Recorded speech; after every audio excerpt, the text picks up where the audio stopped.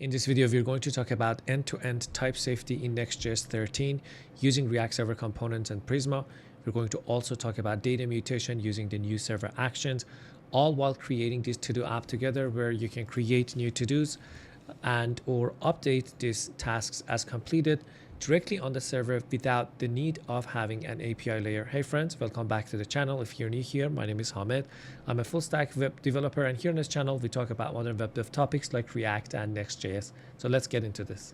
We're going to start a brand new Next.js application by running pnpx create next app with the latest flag. I'm going to pass dot as the current working directory, as I've already created this NextJs Prisma project.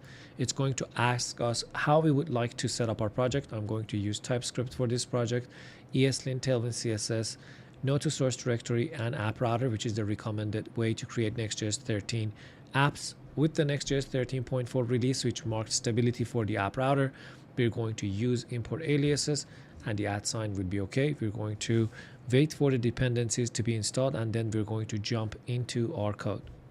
Okay, our dependencies are installed. Let's just start our development server by running npm dev or npm run dev if you're using npm package manager. I'm just going to open the newly created project, and let's just jump into our code over here. Let's start by deleting the boilerplate code over here. So I'm just going to get rid of all this. For now, I'm just going to include a simple section with an h1 on it that says hello.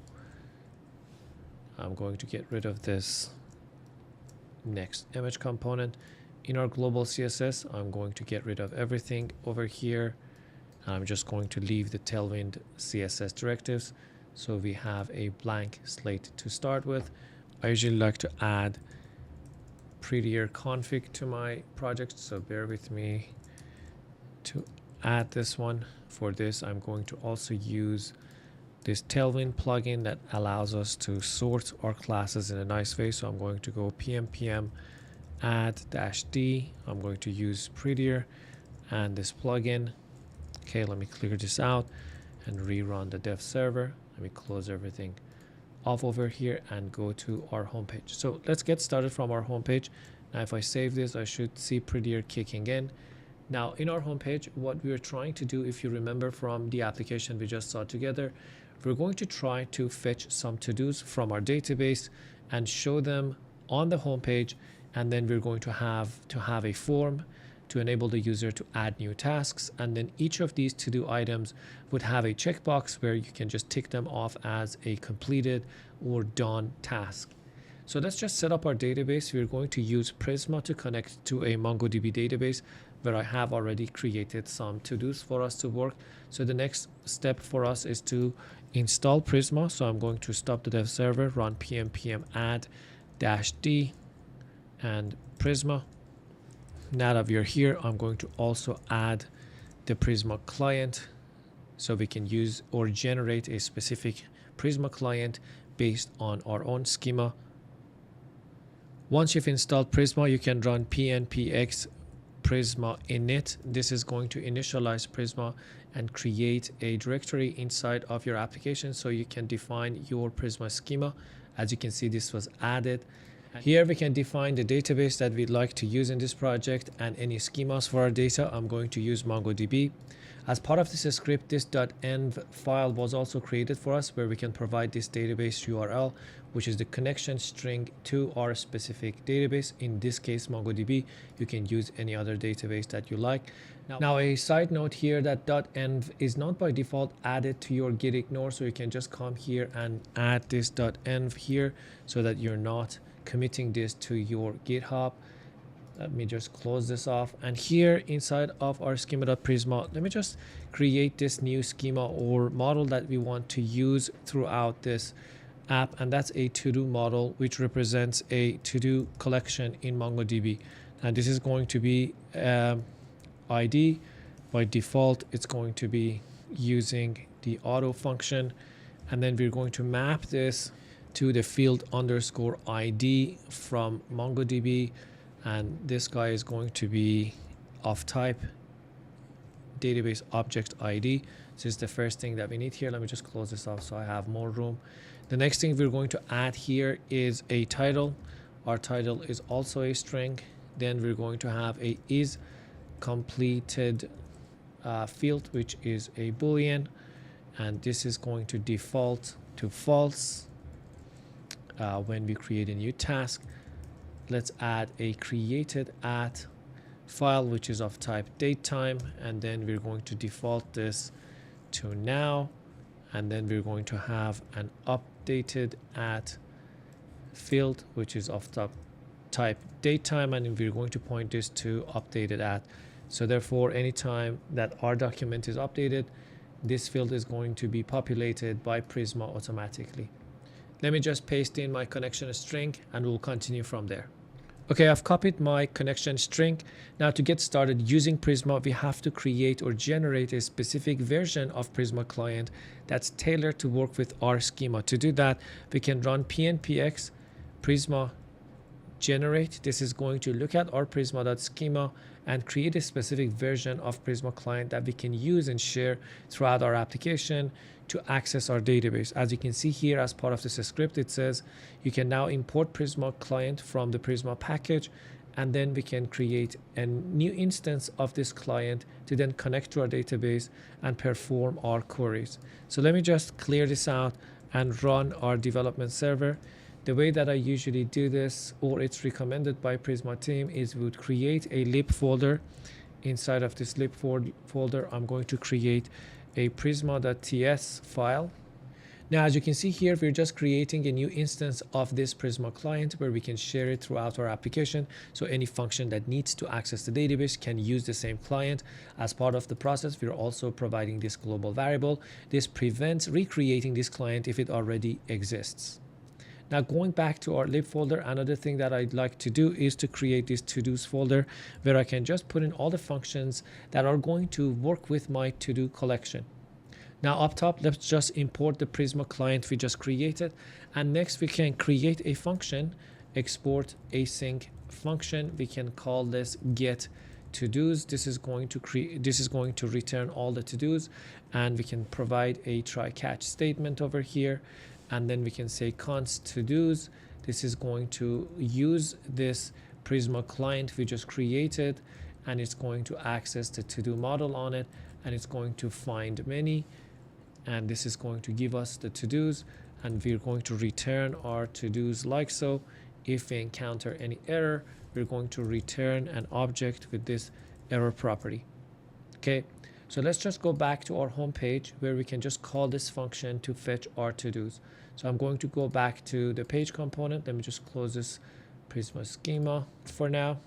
As you already know, any page or layout component inside of the app directory is a React Server component, so therefore you can turn it into an async function. This allows you to fetch your data directly inside of your component. So I'm going to say const to-dos, and I'm going to call await, calling the get to-dos function we just created. This is going to import that function from our library or lib folder over here. And let's just change this, guys, here. Let's just give this class a little padding of 20. Let's also wrap everything here with a container.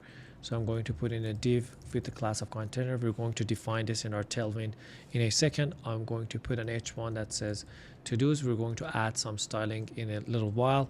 h2 would say maybe our previously added to-dos. This is going to be previous to-dos. And all we want to do down here is to render a UL inside of it. I'm going to get our to-dos and I'm going to map over them. And for each to-do, we're going to, for now, just render an LI where we would just show the to-do.title, and we're going to pass in a key so this stops screaming at us. And for the key, I'm going to use the to-do.id. Okay, let me just save this out. And if I refresh the page, we should be able to see some to-dos over here. Okay, as you can see, we can see our list of to-dos over here. Now I'm going to add some styling to this. Let's start first by adding this container class to Tailwind. You'd have to go to your tailwind.config.js. I'm going to get rid of this extension that was added as part of the boilerplate.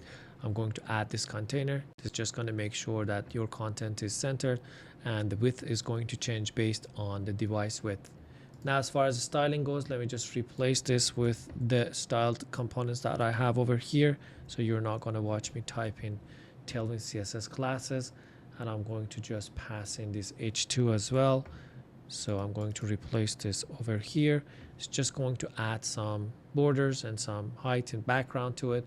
And then let me just replace this unordered list with the styled version that I have over here. As you can see, we have this to-do item that we now have to create. So let's create a components folder here. I'm going to put it inside the app folder. So therefore, anything inside of it will be a React Server component by default. So I'm going to create a to-do item over here, TSX. So all we're doing for now in this to-do item is to return that same li that we were sending. We are expecting to receive a to-do over here, and then we're going to just then pass this for now, the to-do title over here. Let's just save this up. Let's just also import this over here. Now, as you can see, this is going to our components folder and get the to-do. Now, one thing you can do to make your aliases even better, instead of this dot, not necessary, but you can do in your TS config, you can just add this alias here, because your components are now living inside of your app. So you can create a new alias that maps everything inside of your components folder to this alias. So I'm going to go components, and here, this would allow me to just go back to my page and have an @ sign here pointing to that same folder. Let me just close this up and go to the to-do item. As you can see, we have a TypeScript error here. Let me just get rid of this import React. We can now create a type.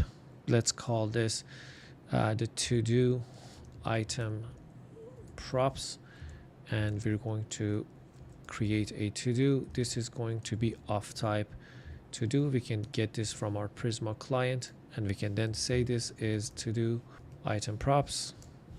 So we got rid of that error here. Now, this is different with the way we used to do things in NextJS 12. There, first of all, you were not able to fetch data directly in your components. You would have had to use NextJS specific APIs like get server-side props or get static props to fetch data on the server, and then provide it to your page component, which was running on the client. And then if you wanted to type that data, you needed to use a specific types from NextJS to mark that data as something that needed to be serialized or converted to string, and it was crossing from the server to the client. Whereas here with React Server components, up until this point that we haven't introduced any client-side component, all the data fetching is staying on the server with our components rendered on the server. Nothing is crossing the boundary to the client. It doesn't need to be converted into a string, so the data doesn't need to be serializable. And also, we're typing it the same way we're typing any response, any fetch response, or any data that's coming back from our database. In this case, because we're using Prisma, it's already typed ORM, so we can get fully typed data back inside of our React component and then use them, pass them to other props. And we're going to shortly see that we're going to turn this to-do item into a client-side component, and it just works the same way as when you are passing any other prop to your client components. Before continuing with the rest of the video, I just want to take a moment to talk about my new NextJS 13 course that I've been working on recently, where I would dive deeper into the new paradigm of building React applications using React Server components, the app router, nested layouts, suspense. We're going to be talking about routing. We're going to talk about different types or strategies that you can use for rendering server-side, client-side, dynamic versus static. We're going to talk about data fetching. We're going to contrast this with the way we used to do them inside NextJS 12 and the pages directory. We're going to talk about route handlers or your API routes, NextJS specific components, authentication, TypeScript, and more. Also, at the end, as you can see here, we have this e-commerce project that we're going to build together. My plan for this course is to add a project per month to this. So once you've done the main course, every month we're going to add a new project that we're going to be using or building with NextJS 13, so that we're just going to learn more and more by building newly created projects. So now the course is in video format that you can watch at your own convenience, at your own pace, anytime you want. It is organized into different modules, as you can see, in different lessons. If you're interested in learning Next.js 13 with me by building a couple of projects, there's a link in the description. You can check it out. And now back to the video. Now, before diving deeper into this to-do item component, let's actually create a form that allows us to create new to-dos. So for this, I'm going to create a new component. I'm going to call this new to-do form. And I'm going to create a React server component over here as well. And all we want to do really here is to render a form. And inside of it, we want to have an h2 that says create a new to do, and then we're going to have an input type text. We're going to have a button of type submit that says add to do. Okay, let me just get rid of this React import and bring this new to do form over here. And then we're going to hook it up with a server action so we can actually create new tasks. Just close this off. Bear with me while I just add some classes to these components to make them look a bit nicer. Nothing fancy, just Tailwind classes over here. Now we're going to put a name for this input because we need this when we're using server actions. And now with the introduction of server actions in Next.js 13.4, the way you would handle a form submission is different from the way we used to do it in Next.js 12 or pages directory, where you would create a handle submit, prevent the default behavior of the browser, and then submit the form data to an API layer where you would talk to your database and then return a response. Here, we would just define server actions, which are just functions that run on the server and can be called from the client. So let me create an action over here. I'm going to call this also an action. So I'm going to then define an action, this up top over here. I'm going to say this is an async function called action. This is going to receive some data. And this data is going to be of type form data. And we're going to get the title, which is this input over here, by accessing data.get, and we're going to pass the title. We're going to say if there is no title or the type of title is not a string, we want to return from this function, and otherwise we want to just call a server action to create a to-do, and then after that maybe we want to reset the form, so therefore we wipe out the text inside of our input. So let's start by calling a server action that creates a to-do. The convention for creating a server action is to create a file called _actions inside of your app folder. Here we're going to pass in a use server directive up top. This indicates to Next.js that the contents of this file, the functions and modules, are only ever supposed to be run on the server. We're going to then export an async function over here. We're going to call this create to do. I'm going to just say create to do action, so if we don't confuse this with other create to dos that we're going to have to create to talk to our database. So it takes in a string, and all it does is going to call a database function that creates a to do. Now for this, I'd have to go back to this to dos and actually create a function here. So I'm going to say export async function. I'm going to call this create to do. This is going to get a title of type string. And all this is going to do is it's going to use our Prisma client and is going to access the to-do model, and it's going to create a new document with this title. Once we have this, we're going to return this to do. And if we don't have it, let me just close this off. We're going to return an object that has this error property. So what we're doing, so we created a new database access object or function that takes in the title and calls the to-do create on Prisma client, passes this title as the data to create a new record, a new document inside of our collection. Okay, we're going to have to call this create to do from inside of our server actions. So we created this create to do action, which is a function that runs on the server, can access the database with the function that we just created. These server actions, and what's special about them is that you can call them from client side, and then they're going to then perform this mutation or update or data creation here on your server. Now all there's left for us to do here is to import this create to do function we just created and pass in the title to it. Now I could have write the logic of accessing our Prisma client right inside of my action here, because this is also running on the server. I just like to keep them separate. So inside of my to-dos file, I have all my database access objects or functions, and inside of this actions file, I have all of my actions. So they're nice and separate. So from anywhere inside of your applications, from inside of any function, if you want to create a to-do, this function is exported from here. You can just call this create to do and pass in the title, and that will create a new to-do for you. Okay, now that we have created this server action, let's just go back to our new to-do form and actually use this server action. First thing that I'm going to do is to turn this into a client component by using this use client directive up top. So therefore I can capture the form data that was submitted by the user from the client side and call the server action that can create the to-do task on the server side. So now before we can use server actions though, we need to pass in the experimental flag to our next config.js, because server actions are still in alpha version. So all you need to do is to pass in the experimental flag and then mark server actions to true. This is going to restart. It's going to detect the changes in your next config, but I like to just stop and rerun the dev server manually over here to pick up on the new change.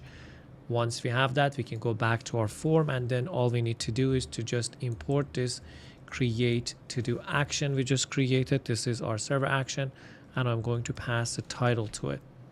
With that, if I just go back to our form and create the 6th to do task over here and hit submit, this is going to submit our form, but there's a couple of problems here. First of all, this needs to be wiped out. This is what we're going to do by resetting the form. But more importantly, we don't see this newly created task if it was created at the bottom of our list. Now, just to confirm that this task was actually created, if I open up my MongoDB and refresh, now as you can see, this 6th task was created actually inside of our MongoDB. It's just that it's not shown on our application. Now, what we need to do when we're performing a server action that does a mutation on the server, we need to actually revalidate this path that we are on so that we are refetching the data from the server to show the newly created task. So what we need to do is to just call revalidate path. This is a new function from next cache, and we're going to just pass in a string pointing to the path, in this case the home page that we want to be revalidated. Once I save that, you can see this last task popped in over here. And if I now add another task over here, 7th to do task, and hit submit, you can see this new task is now by this revalidate path is refetched from the backend, from the database, and then re-rendered over here. Now to wipe this content of this path out, for that I can use a ref hook from React. We are inside of a client component, so we can use React hooks. So I'm going to call this a form ref. I'm going to use the use ref hook. I'm going to initialize this to null. I'm going to also give this a type of HTML form element. And then down here, I'm going to pass this ref to my form, pointing to form ref. And then from inside of our action, once this mutation was done on the server, I'm going to access this form ref, the current property on it, and then I'm going to call reset to just reset this form. Now this obviously may be null, so I have to check to see if I have a reference to the form before I'm calling the reset function on it. Now with that out of the way, if I create the 8th to do task and then hit enter, not only I'm seeing that new task at the bottom of my list, but also this form was wiped out with this reset. Okay, with this out of the way, let's just go back to our page and work on these to-do items where we can add in these checkboxes here so we can mark these tasks as completed. So let's dive right into the to-do item. Let me just copy paste some styles over here so you don't watch me typing this. So all I'm doing here is I'm rendering this input type checkbox. I have a default checked value set for this to-do is completed. So when the first time we're rendering these to-do tasks, if it is completed, it's going to be marked as completed. We have a label for it, and then we have this span, which shows the updated add property of our to-do and then turns them into this UTC strings. Now I've used some tailwind classes over here. You can look through to just strike through this task once they're completed. But right now, if I select these, they're going to be marked as completed just from the styling perspective. But if I refresh the page, this one is not actually communicating to our backend. It's not actually triggering any server action or mutation inside of our server side. And that's what we're going to hook up to this to-do item to be able to do. Now, another way we can call server actions or perform mutation in NextJs 13 is with the use of the useTransition hook. So if you go to the NextJs documentation and go to the docs here, if you search for server actions, you can see down here that there are different ways that we can call these server actions. As you can see, the invocation section talks about the action property. This is how we did it inside of our form. So we had this action property set to an action function that calls a server action. Now the other way is to use the form action attribute inside of a button or input type image. Now let me make this a bit bigger. As you can see down here, there is another way to invoke your server actions from client components using the start transition function that's returned from useTransition hook. So as you can see here, we have this useTransition hook from React. When you call this inside your components, this is going to give you this start transition function, which you can just bind to your onClick or event handlers inside of your buttons, or in our case, the input type checkbox, so that we are starting this transition and then calling our server mutation from inside of this start transition callback. Okay, let's actually use this inside of our to-do item over here. So all we need to do is to use the useTransition hook. This is going to give us the is pending and the start transition function. So we need to get this from useTransition. The import from React is happening there.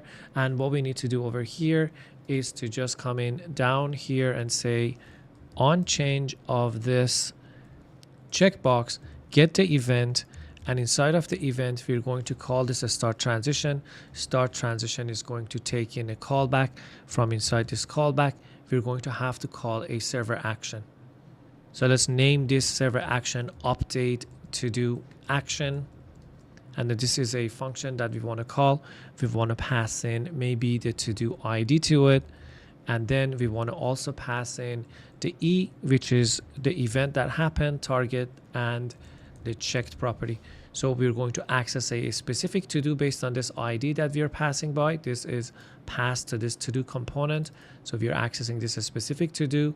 And then the e.target.checked is just going to read to see if this checkbox is now checked or not. If it is checked, it's going to be completed. If it isn't, it's going to be marked as not done or not completed. So let's create this update to do action, which is a server action together. Going back to our action over here. So we're going to export an async function called update to do action from here that takes in an ID, which is a string, and is completed, which is a Boolean. And from here, we're going to perform the update using the Prisma client. And once this is done, we're going to revalidate this path. So for this, let's actually go to our database access functions and create a new function. We can call this update to do. This is going to take in a string as the ID and the same properties that we just had there. This one as a Boolean, if I can type, And then all this is going to do is to actually access our Prisma client. So we're going to call Prisma, going to access the to-do. We're going to then update. We're going to say where ID is this ID, and then we're going to pass in the data, and then is completed as our data. Once we have this to do, we're going to return this newly updated to do, and if we encounter any error, we're going to have to return an object with this error property, like so. So all we're doing inside of this database access function is we're getting an ID and is completed property. We're going to call Prisma and access our to-do collection, perform an update query on our to-do collection, find a document where ID is this ID we passed in, and then pass in this data. This is the actual update we wanted to perform. We're going to pass in whether or not this specific to-do task is completed or not. So now that we have this function, let's just go back inside of our action, and we're going to call that update to-do we created. We're going to pass the ID as and is completed that's coming from our client side to this server action. And then once we do this, we can just call in revalidate path and revalidate that same path because we are on our home page. So let's go back to this to-do item. Now I can just import this to-do action we just created inside of our client component. As you can see, I haven't turned this into a client component, and this is giving me an error saying that I'm using useTransition inside of a server component. So let's just go up top and add this use client directive. With this, we are able to not only use this useTransition hook, but also use this update to do function. Let me just try to import this one more time. There you go. Now with this out of the way, if I just go ahead and mark this third to do task as completed, it is shown inside of our front end or client side. But if I do refresh the page, this is actually showing that this task is now marked completed inside of our database. And I can confirm this by opening up my Mongodb and actually refresh this, going to the third task that we have. And this third to do, you see, this is completed and is now marked true. Now, one thing I want to mention when using start transition or the use transition hook as a way to call your server actions is if you go back to the documentation, you can see here using the start transition is going to disable the out-of-the-box progressive enhancement that comes with server actions. Now, what this means is the server actions actually work without any JavaScript. So the way it works is that the initial HTML that goes to the client is going to work if you're using the action attribute on a form. It's going to work even if there is no JavaScript there. So it's going to submit the form data to that same server action that you've defined. And React is going to progressively enhance that form with JavaScript when it is available, but it works out of the box without JavaScript. But when your mutation is depending on start transition or this use transition hook, there's no other way for it to work. So you have to wait for React to hydrate this component before you can use this actual form or button or however you're hooking this up to perform that or to execute that server action and perform the data mutation. That's a wrap for this video, folks. We created a to-do app using the server actions that allow us to send data directly from the client to the server without needing to create an API layer to handle form submissions. More importantly, we used Prisma, which is a typed client for our database, in this case, Mongodb, to have end-to-end type safety. As you saw, we were able to fetch our data right inside of our React Server components. Thanks to Prisma, this data is coming back already typed for us. We then pass this to-dos down into our client-side component, which is this to-do item that adds some client-side interactivity. They were able to update this specific tasks as completed or not. We also looked at this new to-do form that again uses some server-side actions to perform data mutation directly on the server. If you have any questions, hit me up in the comments. If you're interested in learning NextJs 13, I do have a course where I dive deeper into these concepts by building a couple of projects. The link is in the description, and I will see you in the next one. Bye-bye.